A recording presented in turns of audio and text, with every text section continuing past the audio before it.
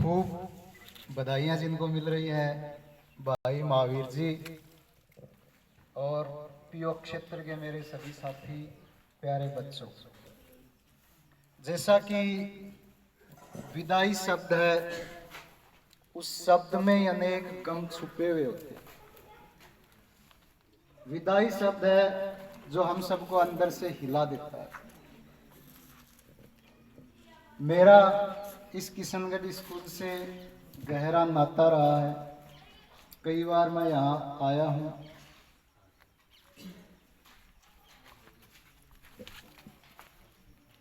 बात 2017 की है। जून में राधा कृष्ण जी के पिता मुझे एक नव नियुक्त व्याख्याता संभाल कर गए और कहा था, आप इनके गार्जियन हो, इनको संभाल के रखना। आज वो यहाँ होते तो मैं उनको कहता, आप मुझे एक व्याख्याता देके गए थे, मैं आज आपको एक पीओ साहब दे रहा हूँ।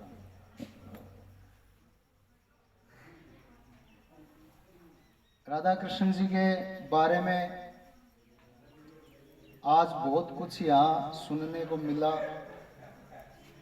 मुझे स्वयं को पता नहीं था ये इतना सब कार्य कर सकते। कई बार इनके सामने परिस्थितियां भी आई, लेकिन उन परिस्थितियों से जिस तरीके से निकलकर बाहर आए हैं, वास्तव में बधाई के पात्र हैं। हम इनके हमजोली रहे हैं। बहुत सारी बातें जो इनके अनछुए पहलू हैं, जो आप तक नहीं पहुंच पाए, हम उनसे वाकिफ हैं। 6 घंटे स्कूल के अलावा 18 घंटे हमारे साथ ही रहते। जिस दिन ट्रांसफर लिस्ट आई, हम 4 साथी थे, सोए नहीं। सबसे पहले राधा कृष्ण जी का हुआ, खूब खुशी हुई। फिर संदीप जी का हुआ और उसके बाद वो होना बंद हो गया।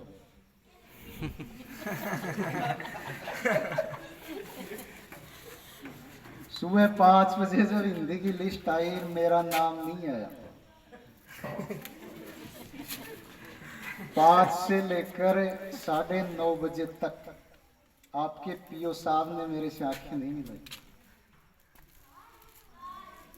नहीं होने का मैं भी इंसान हूं, दुख तो मुझे भी था। लेकिन मुझे 2 दिन पहले हम चर्चा कर रहे थे कि ये जोड़ी टूटने वाली है और कोई फास्ट बॉलर आया, तोड़ गया। जिस दिन ये विदा हुए, आंखें तो नहीं मिल रही थी। मैंने जबरदस्ती इनके साथ 1-2 फोटो खींची, पकड़ के खींची। मन तो मेरा भी चाह रहा था कि इनको रोक लूं, पर हाथ काम नहीं कर रहे थे, ऊपर नहीं आए रोकने के लिए। जब ये हमारी स्कूल से गुजरे सामने से, शायद इनके अंदर भी इतनी हिम्मत नहीं थी कि हमसे मिल पाए। 5-10 दिन ये घर पे भी उखड़े ही रहे। अब यहाँ 2-3 दिन आए हैं तो मुझे लगा अब थोड़े ठीक हो गए। मेरे मुख से किसी की प्रशंसा कम ही निकलती है, लेकिन यहाँ इनके बारे में सुना, इनके किए गए कार्यों के बारे में जाना और हमारे मकान पे इनके कार्य हमने देखे। हर छोटी से छोटी वस्तु का इनको ज्ञान था।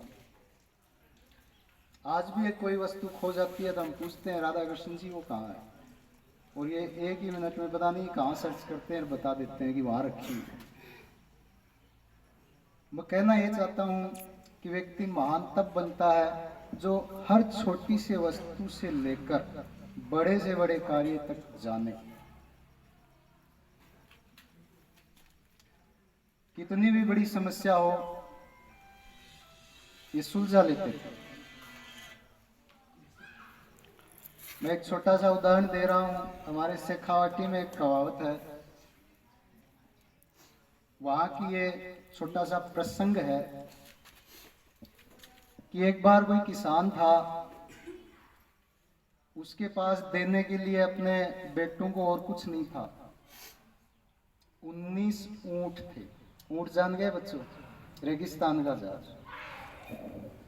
और वो उस वसीयतनामे में लिख गया, अपने बेटों के ज्ञान की परीक्षा लेने के लिए वसीयतनामा में लिख गया। 2 उनके बेटे थे, एक पत्नी थी, कि मेरे पास 19 ऊंट हैं, उनमें से 1/2 मेरी पत्नी को मिलने चाहिए। बड़े पुत्र को 1/5 पांचवा हिस्सा मिलना चाहिए। छोटे पुत्र को 1/4 चौथा हिस्सा मिलना चाहिए। वो लिख के चला गया। वो तो चला गया, लेकिन पीछे एक बहुत बड़ी समस्या छोड़ गया। जो संपत्ति मिली उसका बंटवारा करने लगे। अब बंटवारा नहीं हो पा रहा। 19 का आधा कैसे करें? 19 ऊंट हैं, पशु हैं, उनका आधा कैसे करें? उसके टुकड़े कैसे करें? घर परिवार से मामला नहीं सुलझ पाया। बात पंचायत तक पहुंच गई।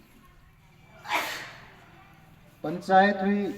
जैसे आजकल किसान आंदोलन की लगातार मीटिंग हो रही है ना, तारीख पे तारीख, वहां भी तारीख पे तारीख चलती रही, लेकिन मामला नहीं सुलझ पाया। ऊंट को आधा कैसे करे? बीच में से काटे कैसे?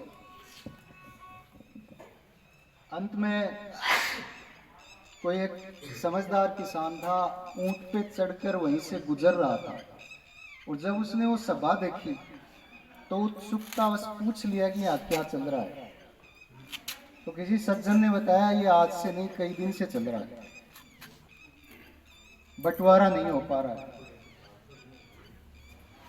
उस सज्जन ने बताया कि 19 ऊंट थे, वो तो मर गया, लेकिन वो कह के गया कि 1/2 मेरी पत्नी को, 1/5 4 बड़े पुत्र को, 1/5 छोटे पुत्र को।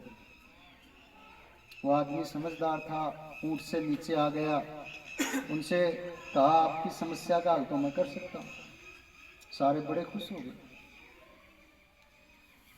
वो ऊंट जिस पे वो चढ़ा हुआ था, 19 इधर खड़े थे, अपने वाला भी उनमें मिला दिया। कितने हो गए बच्चों? अब 1/2 पत्नी को देने थे। 20 में से आधे कितने हो गए? 10। 1/4 बड़े पुत्र को। कितने ऊंट आ गए? 20 के 1/4 5 ऊंट इधर देती। छोटे पुत्र को 1/5, कितने ऊंट आ गए? 4। बंटवारा हो गया। 5 4 और 10 कितने हो गए? 19। एक ऊंट किसका बच गया? हाँ। एक ऊंट उसके पास बच गया, और अपने ऊंट को लेकर वो चला गया, और उनका फैसला हो गया। मैं यहाँ कोई ऊंटों की कहानी बताने नहीं आया हूँ। मैं तो ये बताना चाह रहा हूँ कि राधा कृष्ण जी के सामने बड़ी से बड़ी समस्या आई, शानदार तरीके से उन्होंने सुलझा लिया। ये किशनगढ़ पीओ तो कोटड़ी ब्लॉक में बहुत प्रसिद्ध है, कई मामले इनके चले। हम सोचे अब की बार राधा कृष्ण जी गए काम से। फिर दूसरा मामला आया, उसमें बच गए, अब की बार तो पक्के बचेंगे। लेकिन भैया तो निकल गए।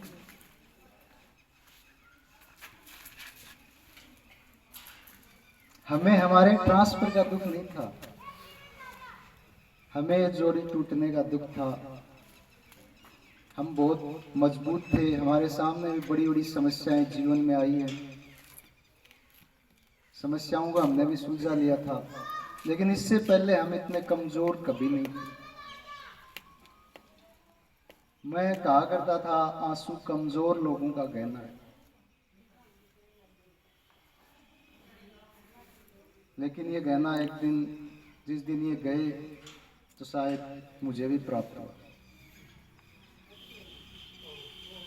अब मैं राधा कृष्ण जी को ज्यादा रुलाना नहीं चाहता।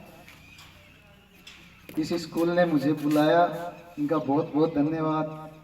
एक जो यहाँ इस स्कूल का इतिहास रहा है, एक सिलसिला रहा है पिछले 2-3 सालों से, कि यहाँ जितने भी प्रधानाचार्य है ना, उनको विदा करना पड़ता है।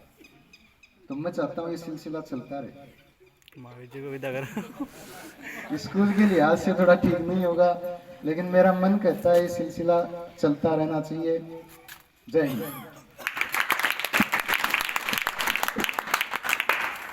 राजेश जी ने जो कहा